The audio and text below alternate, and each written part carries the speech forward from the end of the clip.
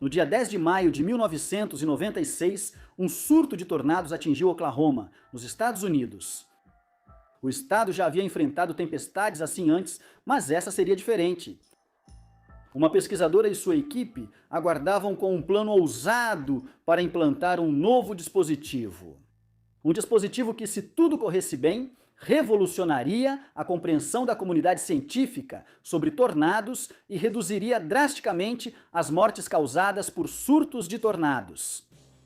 No entanto, ao implantar esse dispositivo, a equipe da professora Harding teria que enfrentar o risco iminente de morte, não apenas uma vez, mas 5 vezes.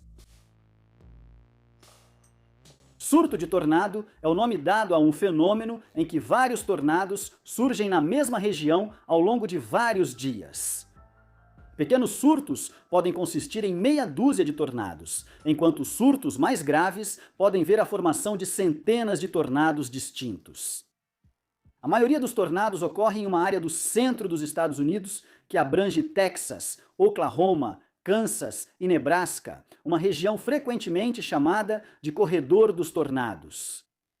As tempestades que ocorrem nessa parte do mundo e ocasionalmente em outros lugares eram na época classificadas usando a escala Fujita, um sistema de medição criado na década de 1970 pelo meteorologista Ted Fujita. A escala classificava os tornados medindo os danos que eles causavam. No extremo inferior da escala, F0 estavam os tornados que causavam danos muito leves ou muito limitados. No extremo superior da escala, F5 estavam os tornados que causavam danos incríveis, incluindo a destruição de árvores e florestas, o desarraigamento de casas e outros edifícios e a redução do material capturado pelo tornado em pequenos pedaços granulares. Coloquialmente, os tornados F5 eram conhecidos por alguns caçadores de tempestades como o dedo de Deus, por causa de sua velocidade e ferocidade. No dia 10 de maio de 1996, o estado americano de Oklahoma foi atingido por uma onda de tornados particularmente severa. Como parte do corredor dos tornados, os habitantes de Oklahoma conheciam o risco de eventos climáticos extremos e muitos tinham abrigos contra tempestades reforçados ou subterrâneos. No entanto, devido à rapidez com que os tornados podem se formar, eles ainda representavam um enorme risco. Na época, radares meteorológicos e monitoramento do tempo davam só 3 minutos de aviso antes de um tornado atingir uma área. Um meteorologista se interessou pelo agrupamento de tempestades que surgiu em Oklahoma naquele dia.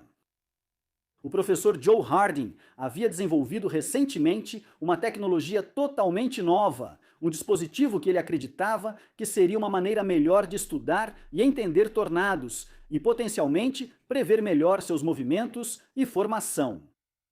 Esse novo dispositivo foi chamado de Dorothy e foi projetado para liberar milhares de pequenos sensores independentes dentro do próprio tornado. Esses sensores, então, forneceriam informações detalhadas, em tempo real, sobre a estrutura interna, velocidades do vento, fluxo e a simetria da tempestade. O novo dispositivo gerou muito interesse, com alguns pesquisadores afirmando que poderiam aprender mais em 30 segundos do que aprenderam nos últimos 30 anos.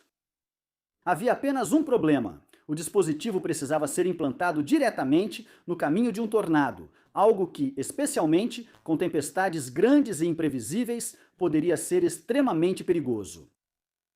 A equipe do professor Harding, composta por pesquisadores e caçadores de tempestades semiprofissionais, construiu 4 dispositivos Dorothy e viu esse surto de tornados como do momento ideal para usá-los. Ao fazer isso, teriam que se expor a perigo significativo, mas acharam que valia a pena. Se o dispositivo Dorothy funcionasse como eles esperavam, eles poderiam potencialmente aumentar o tempo de aviso prévio de tornados de 3 para 15 minutos, salvando assim milhares de vidas. Essa era uma causa pela qual o professor Harding era particularmente apaixonado, e com razão. Quando criança, ela perdeu o pai para um tornado depois que sua família se abrigou em um abrigo subterrâneo contra tempestades, cuja porta estava presa apenas por um único ferrolho enferrujado. A equipe do professor Harding não era o único grupo de cientistas monitorando o surto de tornados. Uma equipe rival de caçadores de tempestades também estava na área, com um dispositivo parecido. Tão parecido que foram acusados de copiar o projeto do professor Harding. No momento certo, Jonas Miller, caçador de tempestades, havia conseguido financiamento corporativo para seu dispositivo imitador e estava determinado a implantá-lo antes que o professor Harding pudesse fazê-lo. Apesar da tensão entre os grupos, a professora Harding seguia determinada em sua pesquisa salvadora de vidas. Na manhã do dia 10 de maio, ela conduziu sua equipe para a trilha de destruição de um tornado em formação perto de Waukesha, em Oklahoma, esperando conseguir implantar um dos dispositivos Dorothy lá. Porém, o tornado intensificou-se de repente, prendendo a professora Harding em uma vala sob uma ponte de madeira. O dispositivo e grande parte de uma fazenda próxima foram destruídos pelo rugido da tempestade. O caminhão da professora Harding foi destruído. Apesar de sobreviver, ela enfrentava dificuldades, pois precisava de um caminhão com caçamba aberta para tentar lançar os Dorothys restantes. Relutante, a professora Harding teve que recrutar seu ex-marido, que a visitava para finalizar os papéis do divórcio. Meteorologista experiente, ele concordou em emprestar o caminhão para ela, permitindo que a equipe continuasse o trabalho. Pouco depois, eles conseguiram alcançar outro tornado, que logo se transformou em um par gêmeo de trombas d'água, derramando chuva negra sobre a área. Essa tempestade causou danos significativos à propriedade, matou pelo menos uma vaca e quase tirou o veículo principal deles da estrada. Por causa da força e da velocidade dela, eles não conseguiram implantar uma Dorothy a tempo. A equipe do professor Harding então se mudou para a cidade próxima de Waukesha para descansar e se reagrupar. No entanto, não demorou muito para que eles vissem notícias de uma nova tempestade se formando em Parlane, nas proximidades. Mesmo chegando perto da tempestade, eles não conseguiram implantar uma Dorothy com sucesso. Ventos fortes fizeram de um poste telefônico uma arma letal. 3 segundos depois, ele atingiu a segunda Dorothy, destruindo-a completamente, deixando-os com apenas 2 dispositivos para continuar seu trabalho valioso. Pior ainda, enquanto tentavam consertar seus veículos em Fairview, um tornado noturno atingiu a cidade, destruindo um cinema drive-in junto com vários outros prédios e ferindo gravemente um membro da equipe. A tempestade atravessou o estado até Waukesha, onde destruiu a casa da tia do professor Harding, junto com dezenas de outras casas e comércios. Nesse momento, o moral da equipe do professor Harding estava muito baixo. Apesar de todos os esforços, começava a parecer que seria impossível ficar à frente da tempestade, e a cada tentativa eles sofriam perdas cada vez mais graves. Apesar de obstinados caçadores de tempestades, eles estavam desanimados. Foi nesse momento, porém, que o professor Harding teve uma ideia.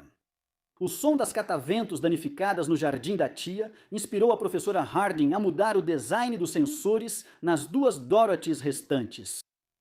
Trabalhando durante a noite, sua equipe conseguiu cortar, esculpir e anexar asas de alumínio a cada um dos conjuntos de sensores para permitir que eles voassem em ventos fortes.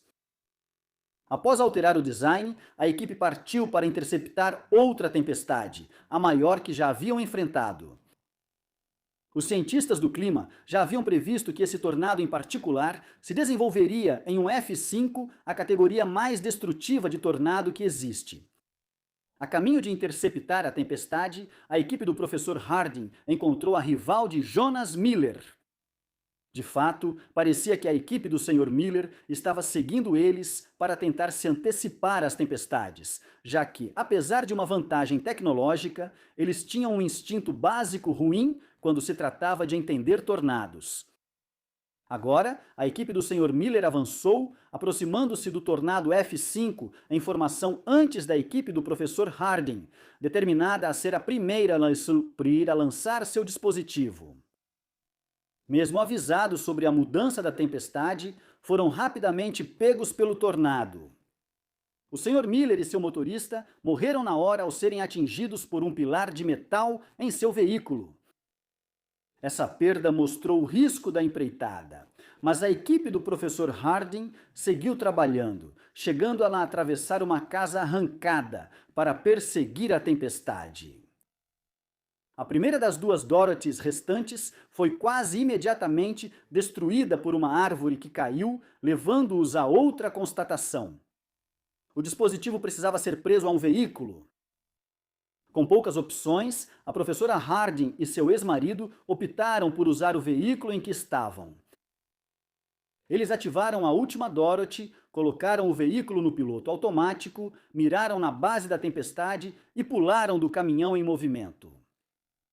Agora, finalmente, depois de tantas tentativas sem sucesso, eles conseguiram implantar o último dispositivo Dorothy. Instantaneamente, muitas informações sobre a tempestade ficaram disponíveis para a equipe, orientando pesquisas sobre tornados por décadas. Essas informações, porém, pouco serviam para a professora Harding e seu ex-marido.